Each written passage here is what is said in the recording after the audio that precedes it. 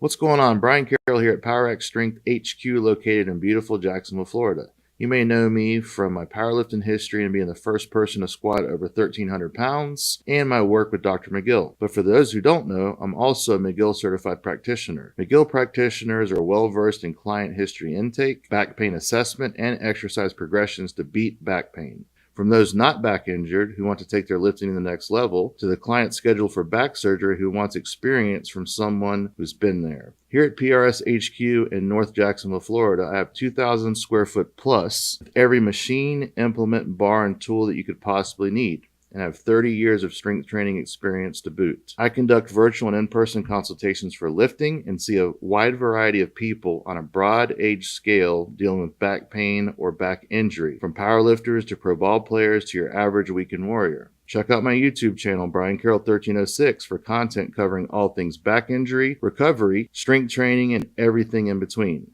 Be sure to subscribe and turn on notifications so you don't miss when we post and so you don't miss when we go live. Yes, every Friday I am live on YouTube, Instagram, X, and Facebook answering your back pain and strength-related questions. Hit that bell to ensure you don't miss the opportunity to get your questions answered. In addition to assessing and training people and putting out content, we have an extensive inventory of products to help you get back to living your best pain-free life. From PRS brand CBD to books and back supports, going along with weekly articles and blogs to help you navigate your training with cutting-edge science and training strategy proven to work. For all information on booking, products, and all things Brian Carroll, please visit powerxstrength.com.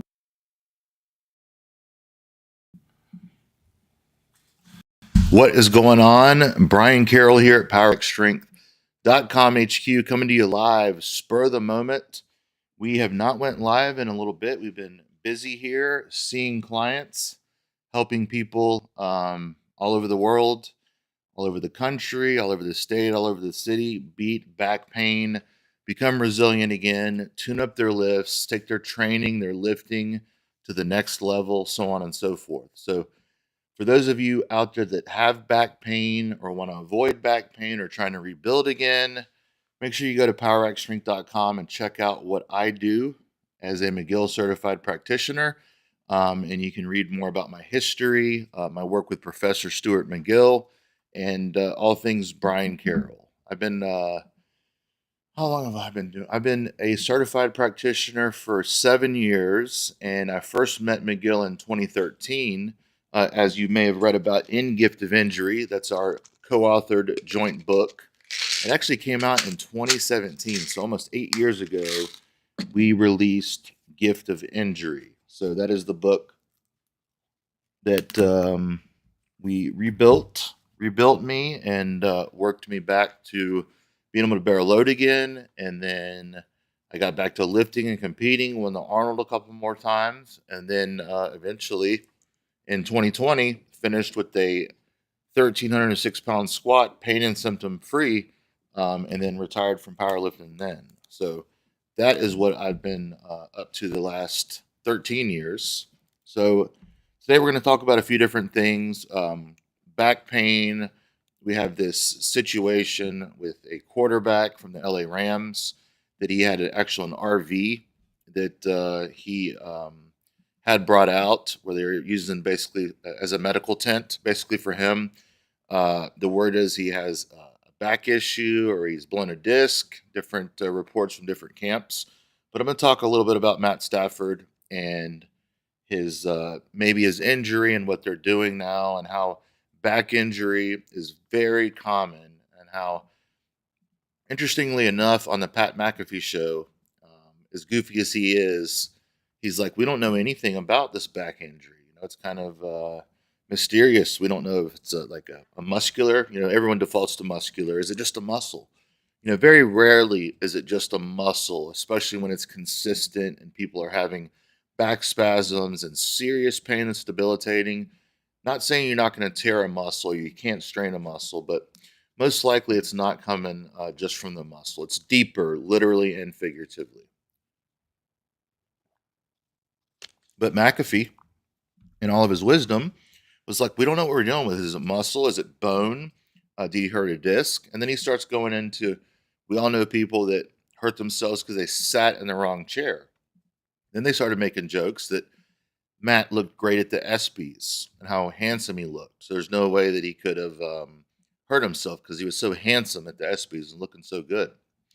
But then they did say the chairs at the ESPYs were terrible. So it could have been a chair that tweaked them they were talking about. Well, actually, for a media outlet to be reporting, I got to say that they're pretty bang on with just about everything that they were saying there, with the sarcasm aside, that it doesn't take this major incident for someone to flare a backup or for someone to blow a disc or blow an end plate. A lot of the time it happens and the person doesn't even realize that they've actually started the cascade. They may fall, they may have a bit of a pop in their back when they're lifting is a common one. That's typically an end plate that might be fracturing or giving.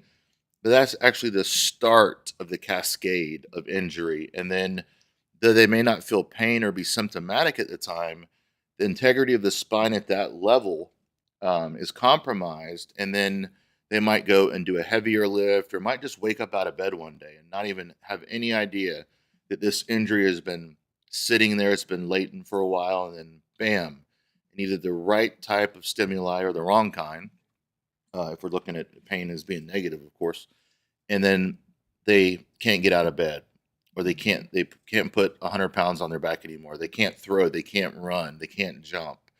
So apparently they have this van that has all these state of the art type of, I would call them gimmicky because some of these things can get you back to sport. They can get you, patch you up and get you through that day.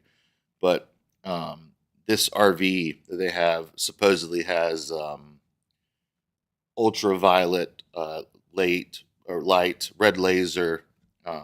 It might be infrared laser, infrared heat, cold plunges, saunas, heat, cold, all these different things, electric stim, all these different things, the cryo chambers. At the end of the day, if he does have a true injury, supposedly he's gotten an epidural or two. An epidural is kind of a nebulous term.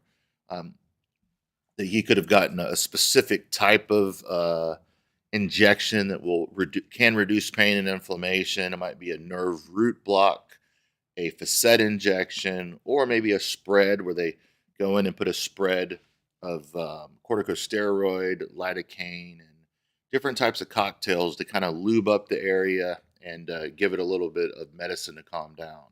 So the point is, I don't know if he's going to be able to get this sorted out before the season starts. And I don't know if you play fantasy football, but I play fantasy football. And they just acquired Deontay Adams, and they have Cooper Kupp, of course. It's been kind of banged up. But they have that other dude, I cannot think of his name, actually, that is a top receiver in the NFL right now. But I'll look up his name here in a second. But nonetheless, this changes the dynamic of the Rams season because they were putting things together pretty well. Then next thing you know, they're still saying, of course, things are hush-hush around the NFL locker room and what they give to the media, but they still say that he's the guy that's going to be starting. Meanwhile, he's showing up to practice in or in his street clothes, and so things aren't looking all that great there. So people are starting to speculate that he's truly hurt. But I'm gonna put in this guy's name real quick.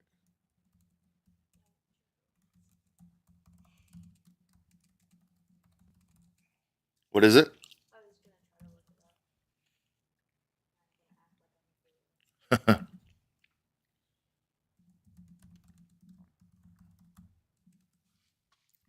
So anyway, going back to the receiver, his name is Paka Nakua. So he was a stud last year and had a really good season, breakout season for him. And now that they're supposedly adding Devontae Adams, man, Stafford's been in the league for a long time now. He's coming up on 15 plus years of in the league, and he got the crap beat out of him in Detroit when they had a horrible run for the longest time. And he somehow survived that and has been playing at LA and won a Super Bowl there a couple of years ago. and there's high expectations for that team this year, actually. Um, but so here's a little bit of what the RV scenario is in the training camp. So he's been sidelined for much of the training camp with an aggravated disc, is what they have said. He has an aggravated disc. So he probably has some sort of a disc bulge, probably, or disc pathology, whether it's a herniation or a disc extrusion or a protrusion, um, just a different type of disc deformity. You might have an annular tear along with those other things. They haven't been specific, but they're seeing it as a maintenance issue rather than a severe concern. Whew, man, there's a lot there. It could be something pretty easy to get over, or it might keep him out for the entire season. It really just depends on how they're treating it and where the disc bulge is and what he can do pain free, what he can't do pain free. Um, what is his actual pain provocation? Is it rotation and such? Man, he's gonna have a hard time throwing the football if that's the case. And it sounds like it might have to do with him throwing the football, being that he is the guy that throws the football on the field. Initial workout and delayed return around August 9th. He threw 68 passes at the team facility. Was expected to progress in individual drills. However, the following Monday, due to the pain, the team opted a restorative and rejuvenation chamber. Wow, a chamber. Described variably as immortal or wellness chamber to aid recovery. Then he got an epidural. He received an epidural as part of his treatment plan. Plans on working with a doctor aimed to manage pain and enable functional recovery, whatever that is. Manage pain and enable functional recovery. His next step was a controlled Saturday workout, similar to the previous one, but McVay noted that they were trying some different things to manage the pain and clarified surgery had not been discussed. So the plan is a gradual return to practice. But what's today, the 18th? Yeah, so he took the field today for his first time in camp. Despite the preseason setbacks, the Rams say that he's still going to start, and there's zero panic according to the team, and he's going to be the guy on week 1 no matter what. So it is interesting about the Airstream RV and the different things that supposedly they're using, and many people ask me what I think about these different modalities for back pain. For instance, what do I think about cold plunges or sauna or massage or dry needling or these different things that I would imagine they're trying to do to help him lower his symptoms and hopefully get back onto the field. I don't see these things being a fix for him, but they could potentially reduce his symptoms. It really comes down to where his disc bulge is and how symptomatic he is. And is his pain below the waist? Is it just an achy back where it's central? Is it bony? Or is it a little bit of everything? Stafford played half of his career in Detroit, where he got the living crap beat out of him every year with a poor line, a poor team. And though he had some good years, he had, Calvin, um, he had Megatron to throw the ball to, but other than that, he had no supporting cast. And that was also back in the 2010s when you were allowed to hit the quarterback hard and land on them. You can't even land on the quarterback anymore in the NFL. You can't really even touch them very much without getting a flag. So he got beat pretty good for years. So it's no surprise to me that he's got some miles on him and he's dealing with a back injury. It's not unusual at all. I'm curious about how the year's going to go if he truly did re-aggravate a disc and has a herniation or something like that. Is he going to be able to manage it where people are trying to hit him as hard as they can and grab his shoulder when he's doing the throwing motion and all these different things, repetitive throwing motion over and over and having to run and scramble? I'm going to be interested to see if this greatly impacts his play on the field, because though you can wind down some pain and get rid of some symptoms with some of these treatments, an epidural injection sometimes can take away someone's pain completely, but the amount of time that these last vary person to person, of course, depending on the injury how long they give it to kind of calm down. But if they're like me, I got an epidural injection and then went and lifted that night or that day. I didn't do the right thing by resting after the epidural injection. So hopefully, it doesn't seem like that's the case here. Maybe he did rest for a little bit, but one of the biggest things that you'll hear me say repeated over and over is pain free does not mean healed. So the pain is blocked from him actually feeling it, the signal to the brain, but it doesn't mean he's not causing damage over and over and over if he's still moving in ways that provoke his mechanism of injury. Again, I haven't assessed him, I haven't seen his MRIs, I don't even know if he has a disc bulge, but these are just current event topics that are going on right now, and the season's a couple weeks out from starting. So, yeah, I wanted to talk a little bit about Stafford and what he's dealing with. And I don't know if I'll be drafting any of his Rams receivers because of this. I don't even know who the backup is. But if Stafford isn't 100%, I don't know that I'd pick up Paku or whatever his name is in the first round or second round, or definitely not Cooper Kupp and not Devontae Adams. Right now, we have CBD. Buy one, get one free on the site. It ends tomorrow at midnight. Everything on the site are gummies, 100% CBD isolate gummies, are drops in strawberry and natural and cinnamon. Um, if you love Big Red gum, you'll love our cinnamon drops. And then, so those are the oral delivery systems. And then we have the topical with the balms and lavender, sage, lemongrass, and natural. And then, of course, we have our pre-workout is our heat wave. It's the hot, it's the heat with the CBD delivery. And then post-workout, the cool cryo freeze to put on the way home from the gym or from working out or training, whatever you want to call it. So one, I like to put on the way to train and turn the heat up. So that way I get a sweat going. I warm my body up, my stiff joints, ones that I might be training that day. I get them primed to turn the heat on. That starts working with the camphor and the cinnamon in it. Then on the way home, put the air on after putting the menthol, the cryo freeze on with the CBD. And then you'd be surprised how cold you'll actually get and cool you'll get for the ride home. So we have all of those right now on sale. Buy one, get one free CBD.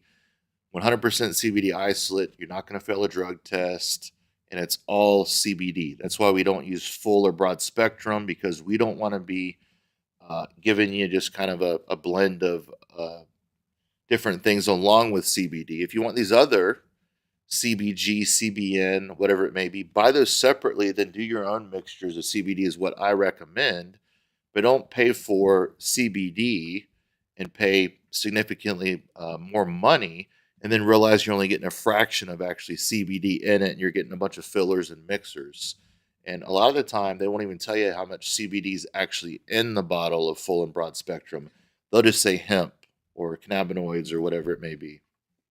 Um, Question that I got earlier was about the McGill Big Three and like how to progress them and what variation of the Big Three a person should be doing. Now, I've said this a few times before. It's going to vary person to person depending on where you are in your training. Some people, some people will not be able to do the bird dog on the floor just for a number of reasons. It might be a shoulder issue, it might be their knees, they can't get on and off the floor. So this person, while they might be able to do it for their back or their core, they can't get down onto the floor to do it. Their shoulders get smoked or whatever it is. So that's why they do a different variation of the bird dog, or maybe skip the bird dog altogether. They might do a standing bird dog on the back of a chair or a different variation like that. The same applies to the side plank.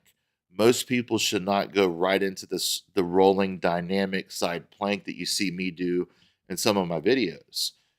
A big thing that I have with some of my clients that sometimes trips them up is they will see me doing something in my videos or see an example of me coaching someone doing a specific movement, and exercise, and then they'll decide to play with it and throw it in their plan, and then it flares them up, and they're like, I don't understand why I'm flared up.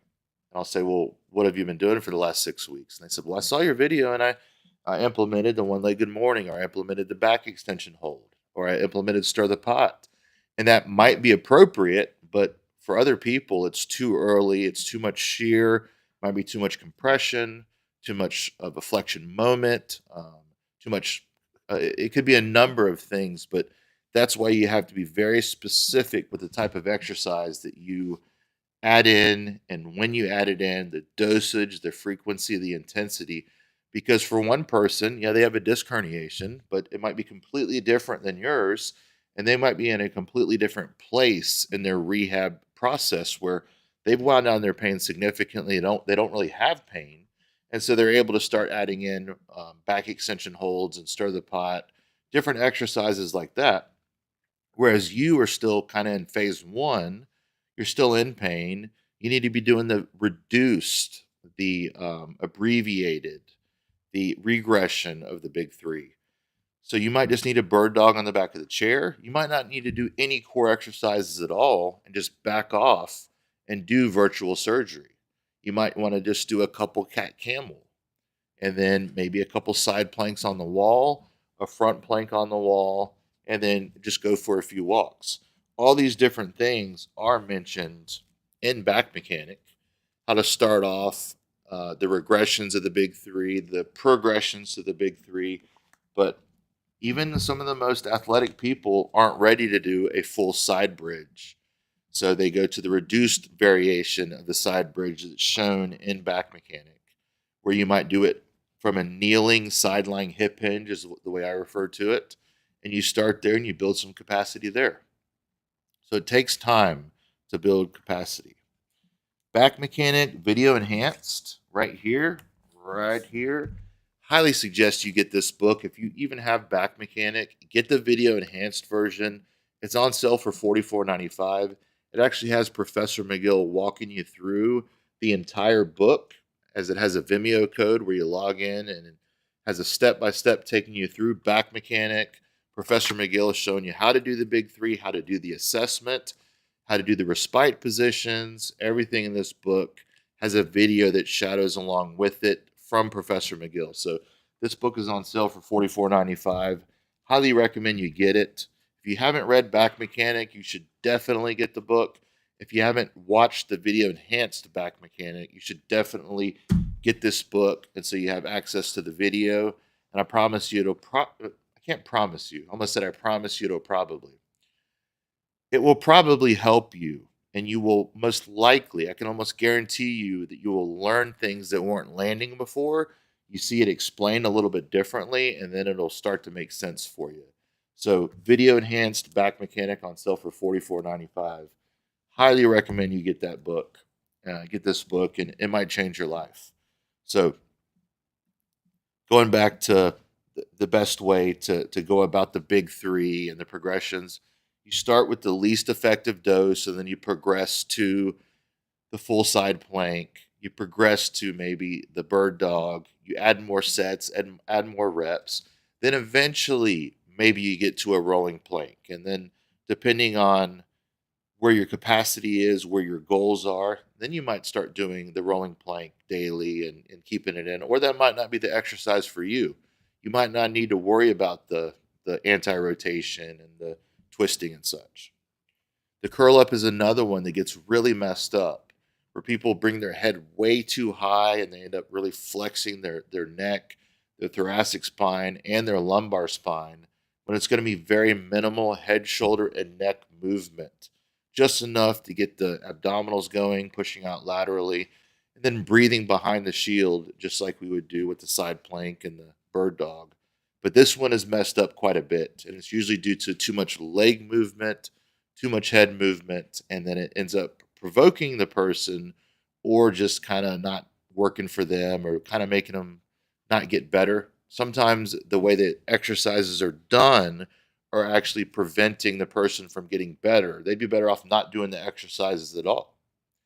Then to layer on another potential drawback or a potential pitfall that someone may have the way they get down onto the floor and then off the floor after the exercises. For instance, the way they plop themselves down on the floor provokes their pain. They have instability, compression intolerance, whatever it may be, a little bit of lateral core instability or lateral spinal instability.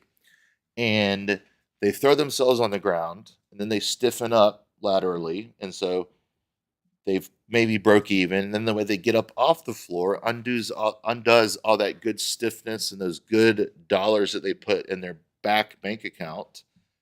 And they would have been better off not doing the exercises, not because their form wasn't good.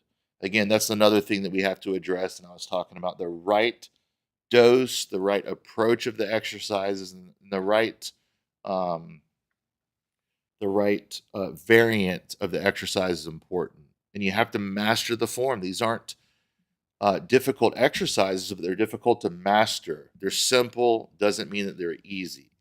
So it's definitely something to keep in mind when doing the exercises. The way you get on the floor, the way you execute them, the variation of executing the big three, the dosage, the exposure, the frequency, all those things matter.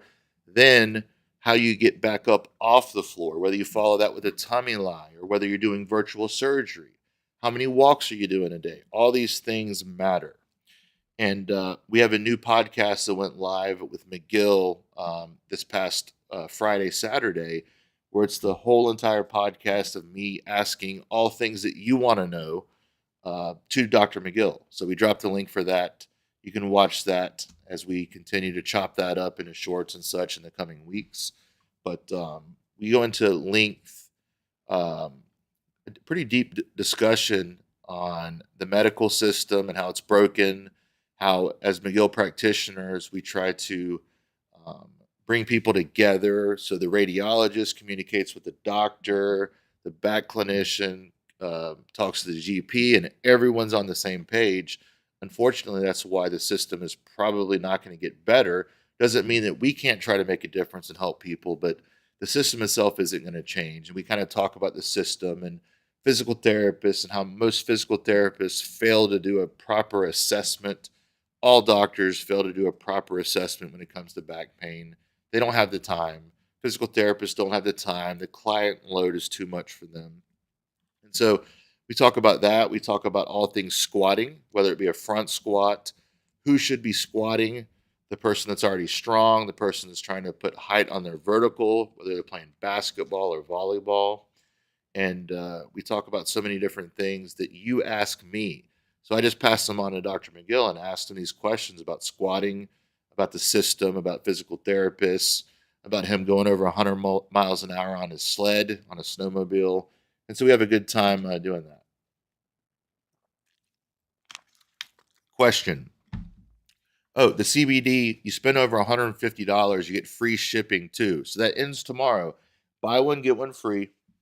Get a couple of our deals where you cross the $150 threshold, pre-tax, pre-shipping. Then you get free shipping, but you got to break $150. Buy one, get one free. There's no limit. So you could get 2 balm and then 2 other balm free. You get 2 gummies and 2 other gummies free. You can even figure out how to mix and match if it'll let you do that on there. It'll let you mix and match, won't it, Bristol? Kinda. Yeah, so you can mix and match there, and then you spend $150, you get the shipping free. So don't forget that. Back Mechanic Video Enhanced is still on sale for $44.95. You can't beat it. If you have back pain, don't listen to me about anything that I'm saying here, except for get this book and then read it. And then when you realize I'm right about what I'm saying, then you can come back here and then we can have a conversation. That was a joke. I don't know everything, but I do know that you should read Back Mechanic.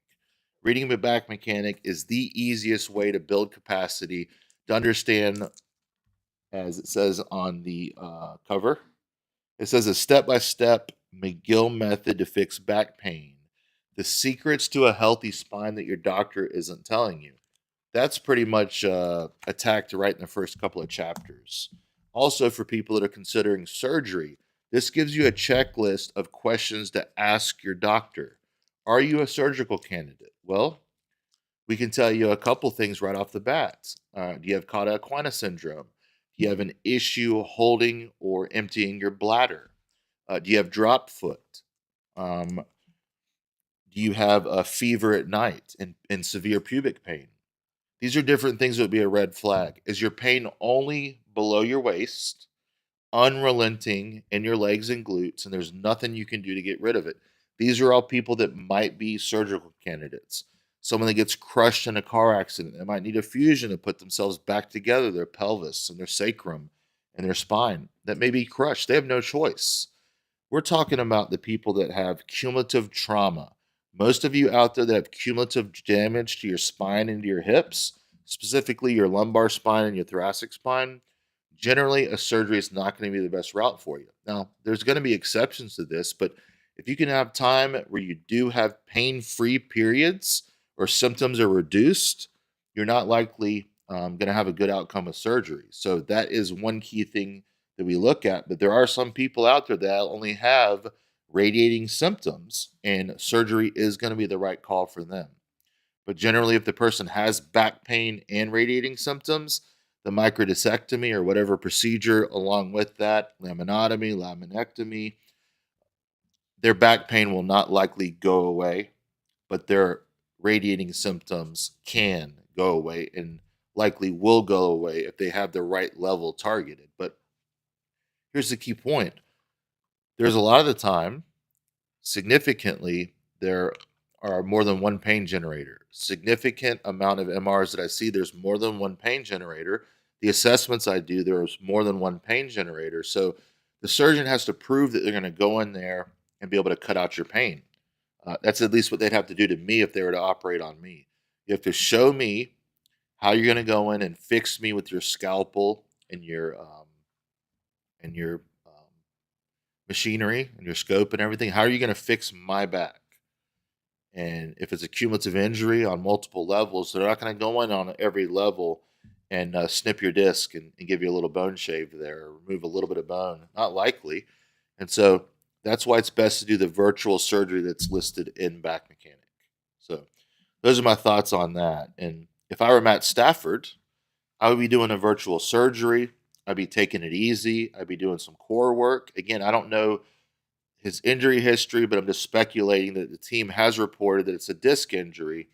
Hopefully, he's not bending and stretching and twisting it all up like many physical therapists and chiropractors would have him do. And then the Rams season hopefully can be saved. But here's an incoming question. If you have questions, you can drop them. I'll do my best to get to them. Some of these questions that come in, I can't answer because for every question you ask me, I'm going to need to ask you 4 or 5 back. I need context. Who are you? Where have you been? Where are you wanting to go? All these different things. How long have you been dealing with your pain? Where is your pain? Does it radiate and move? Did it just come on yesterday or did it happen 35 years ago? These are all questions that I'll have to ask back to you. So it's not right for me to just give you broad advice because each person's injury is unique and they're going to need a unique plan to fix it and address the cause. Brian, doing the dry needling for my shoulders with Dr. Joe Camisa, it's helping with range of motion. I'm sure the back is a different story. Okay. Hey, Brian, doing the dry needling for my shoulders with Dr. Joe. Shout out Dr. Joe Camisa. He's great up there in the New Jersey area.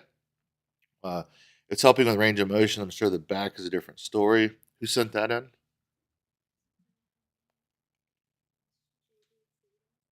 Okay. Yeah. So that's cool. So dry needling can be absolutely helpful. It could even be helpful in the lower back, but it depends on what's going on and what the injury is. Is it muscles that are locked up? You have a locked up QL? Man, erector spinae, thoracic extensor, whatever you want to say. Is your glute locked up? Is it tight or is it inhibited from a neuromuscular standpoint, or is it over facilitated? Is it neural tension? Is it nerve? Well, no matter what you do there, you're not going to address the cause by poking it with the needle or doing massage.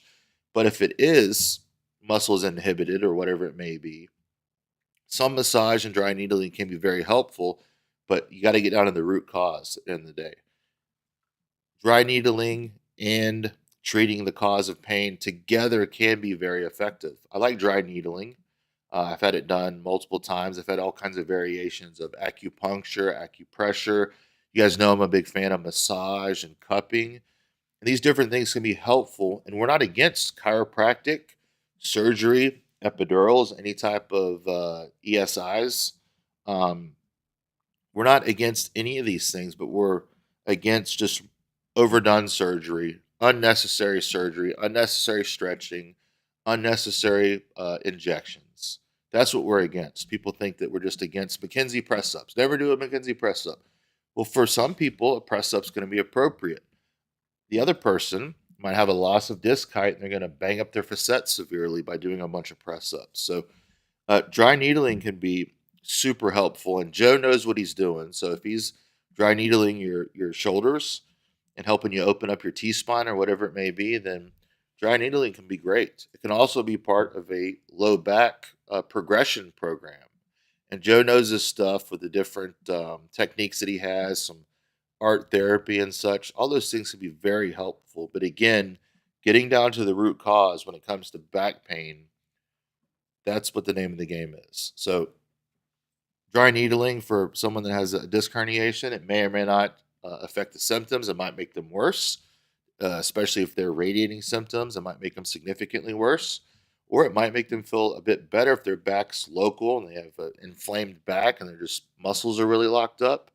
I would do that over stretching for sure, except for like maybe a PNF thoracic stretch or something of that nature. Um, Once again, the new McGill podcast that just came out last week, that is linked here in the chat. If you haven't watched it or listened to it, listen to it. It's about 2 hours long, and we really talk a lot of nuance of physical therapy, squat form, and squatting in athletes. Should people squat or should they not squat? Depending on their leverages, their sport, the demands of the sport, their injury history. There's so many different things that we have to take a look at. Back Mechanic Video Enhanced on sale, $44.95. Video Enhanced. It's like $20 or $30 off. Highly recommend that. We'll drop the QR code here for you, but if you haven't read it, totally recommend that you read it. BOGO on all of our CBD products we have. We have different gummies that you can see. We have peach slices, apple rings. We have watermelon slices are out of stock right now. We blowed out of them, blowed them out. We blew out of watermelon slices. We have natural balm. We have lavender, sage, lemongrass. This is a topical. I'd recommend doing some topical balm on areas that give you pain, on areas that maybe around your lower back and towards your QLs here. You might get real tight. You may not have a disc pathology, or the only symptoms you ever get is a little tightness in the QLs and the glutes. Man, some of the balm might be super helpful for you to work on. Put on your IT bands and on your glutes and across your low back. Down here as we have some glute pain and such, or a tight back just around the lower lumbar there. All that could be potentially helpful, but you have to get down to the root cause of everything. We have our bears and our worms. I mentioned the apple slices, the peach slices, peach rings, apple rings. We have watermelon slices that are blown out. We have gummy worms and gummy bears. We also have a storm coming, it looks like. Drops in. We have natural, we have strawberry, and we have cinnamon. All of them are BOGO. Cryo Freeze, Heat Wave, all of them are BOGO. Spend $150 there. You get free shipping too. Also starting to work with another peptide company, Apex Peptides. So it's APEX with a hyphen there, that little that slash right there in the middle. Apex Peptides. And I'm working with them. You can use the code Brian, BRIAN. They already have really good prices. If you compare them to other places, they are cheaper.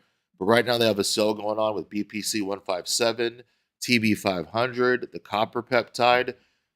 They're already on sale, and then you get an extra 25% off by using code Brian, BRIAN. I use their peptides. I'm currently using some of their CJC. I'm using their BPC 157. I'm using their TB 500 and their GKU or the copper peptide. And you can get those together in what's called Glow. That's a peptide that has all three of those mixed together. And they're showing a lot of promise of TB500, BPC, and the copper synergistically.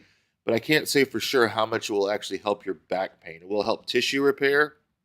I've made videos before about TB500 and BPC. Here's the thing.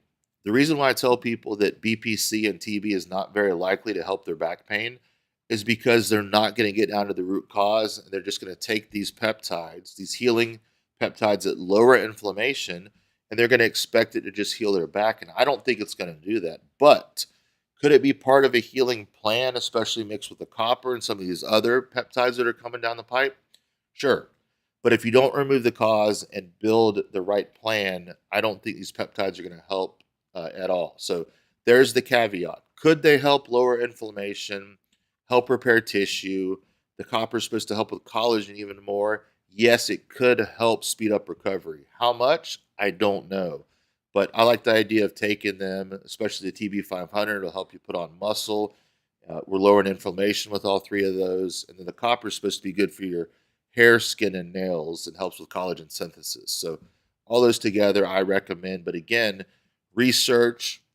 Do your own research. Don't let anyone think for you. If you're comfortable taking those things, know what you're getting yourself into. There's no such thing as free passes.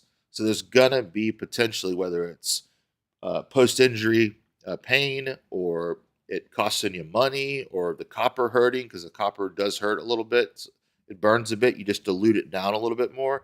Remember, there's no such thing as a free pass. So always do your research, whether you're taking a protein from the supermarket or you use my suggested place, Jack's Nutrition here in Jacksonville. There's like 4 locations here. There's a cost to everything. So whether you're taking protein or vitamins or peptides or anabolics or growth hormone, do your research and know there is inherent risk in general when you take anything from caffeine to anabolics to peptides. So don't just listen to someone on the internet saying, take this thing. You do your own research and you make the call. But I've been using some of these peptides, BPC and TB, for about 10 years off and on. And for some things, I think they helped a great deal. Other, more chronic injuries, I don't think they help so much. So those are my thoughts. Check out the videos coming out this week. We have videos dropping over the next couple of days. We have a Thursday video coming out. We got a Saturday video coming out. More content. I'm going to show you some before and after MRIs that I'm going to have 2 months apart. And I'm going to tell you what I did to help shrink the disc herniations in 2 different cases of someone that's one's over 40, one's over 55 years old, both male. And I will see you guys around. Thank you for tuning in. And hopefully Matt Stafford heals up and it does not destroy your fantasy draft this weekend. Thank you so much from Jacksonville, Florida. All things Brian Carroll, 1020 Life, Gift of Injury. Go to powerxstrength.com. Have a good day.